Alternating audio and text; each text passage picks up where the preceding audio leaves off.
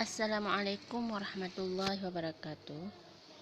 Kali ini kita akan lanjutkan membahas tentang komposisi larutan penyangga.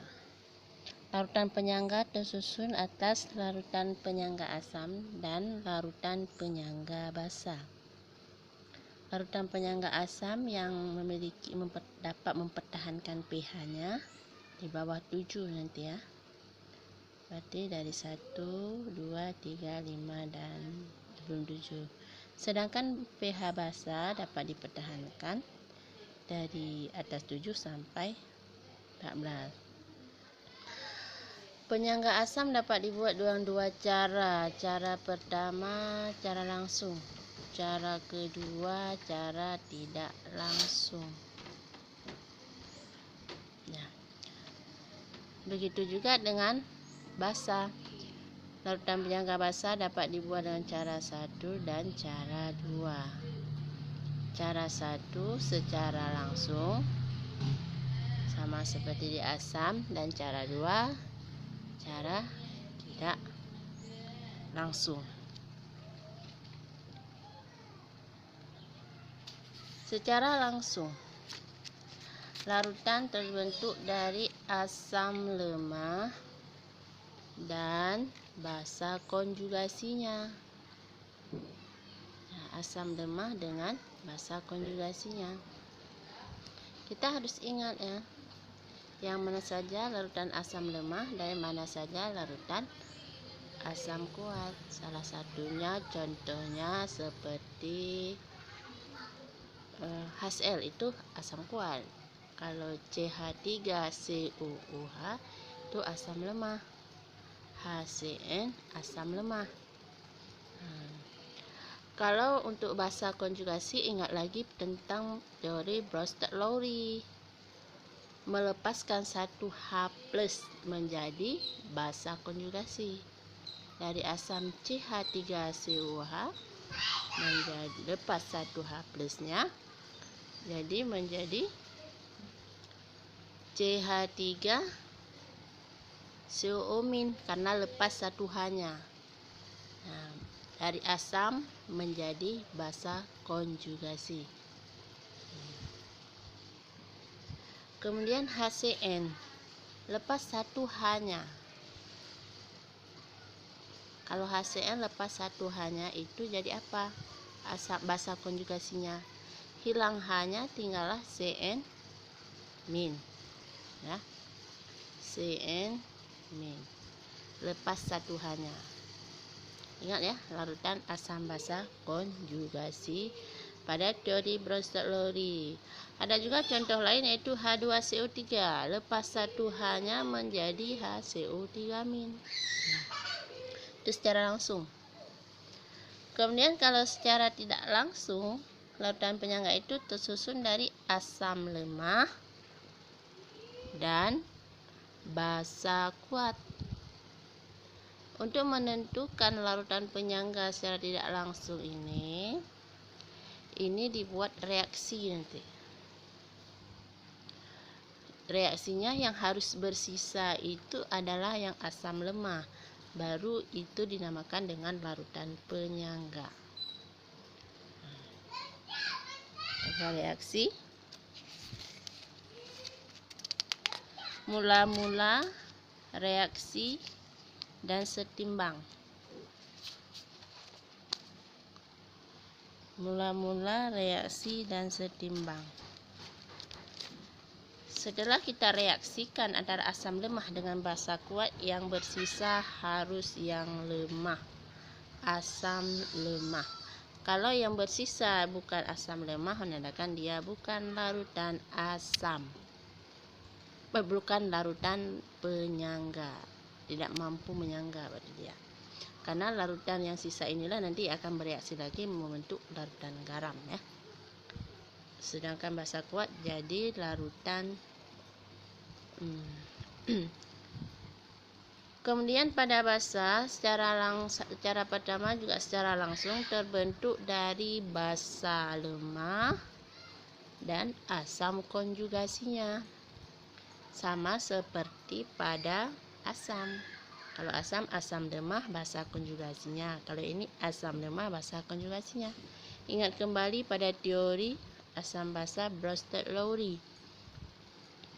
Basa dilepaskan satu H plusnya menjadi NH4OH.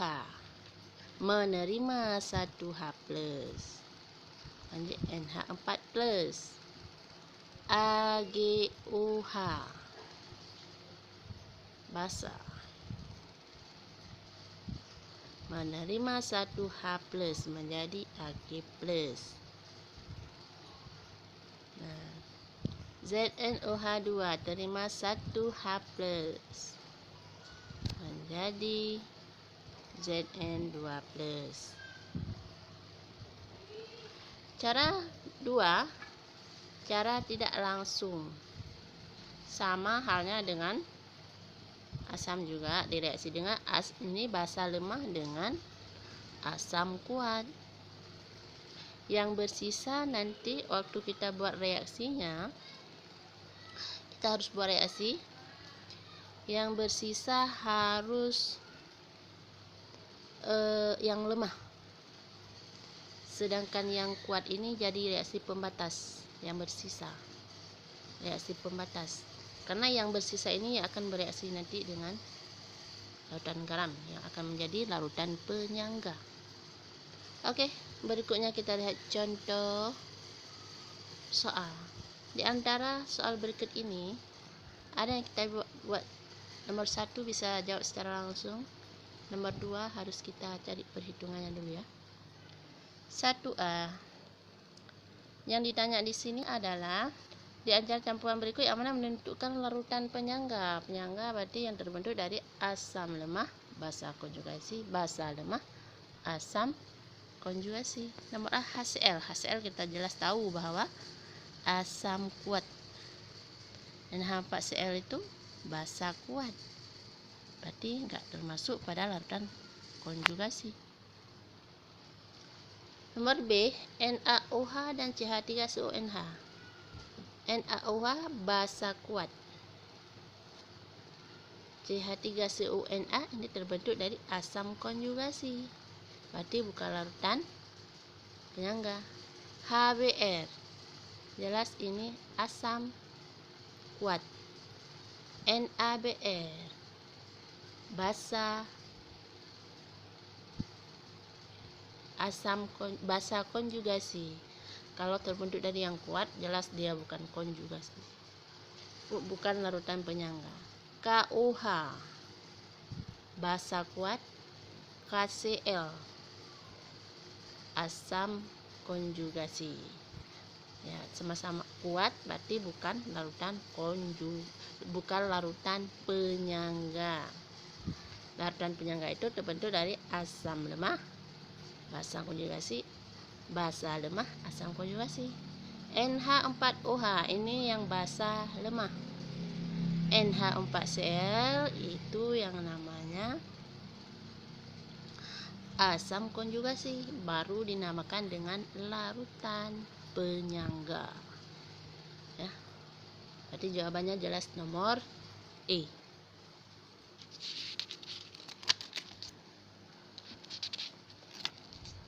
Untuk soal nomor 2, mana larutan penyangganya atau larutan buffer? NaOH ini walaupun ada nilainya nggak perlu kita hitung karena jelas tahu bahwa NaOH adalah basa kuat. HCl asam kuat, jadi bukan larutan penyangga. Nomor B, NaOH basa kuat, HCl asam lemah. Ini berkemungkinan, tapi harus kita hitung dulu mana yang bersisa. 50 kali 0,1 nilainya 5, basa kuatnya 5 berarti 100 kali 0,1 nilainya 10. Berarti yang bersisa adalah HCN karena dia yang lebih besar. Karena di sini koefisien basa lemah asam. Berarti di sini yang bersisa adalah HCN. Maka ini disebut dengan larutan penyangga. Nomor C, NaCN. Yang NaCN ini adalah basa konjugasinya HCl, asam kuat, berarti bukan larutan penyangga. Nomor D,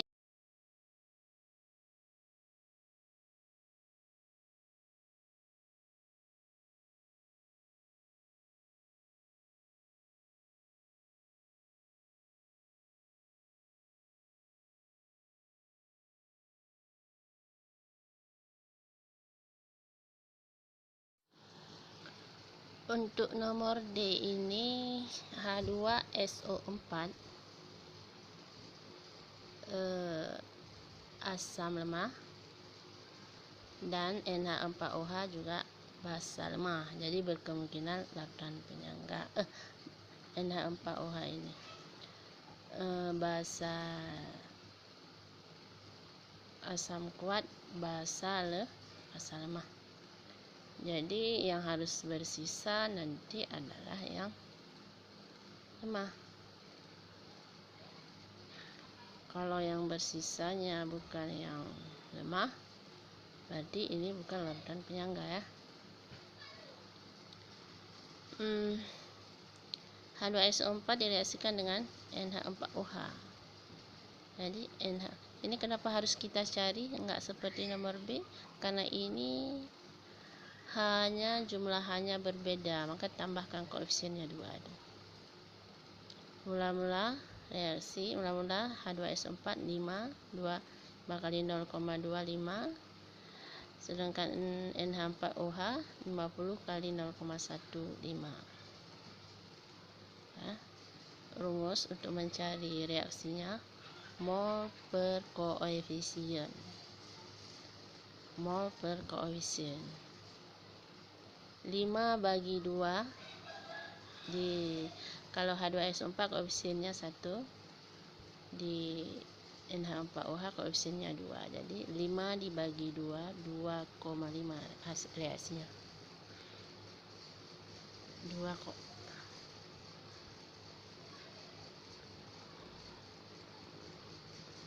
Ya, mol ya. Jadi yang bersisa adalah H2SO4.